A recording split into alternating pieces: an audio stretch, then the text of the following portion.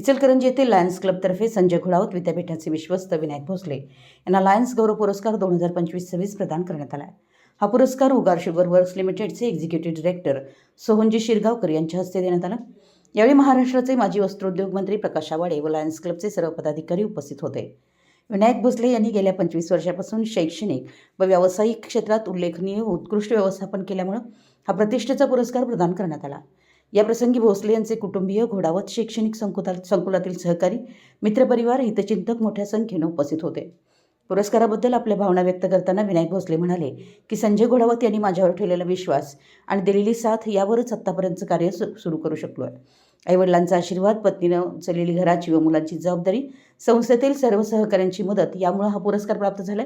संस्थेत काम करत असताना केवळ बॉस या भूमिकेत न राहता लीडर म्हणून कार्य करत असल्याचं समाधान व्यक्त केलं. या पुरस्कारामुळे औद्योगिक, शैक्षणिक आणि सामाजिक क्षेत्रात कार्य करत राहण्याची जबाबदारी वाढली आहे.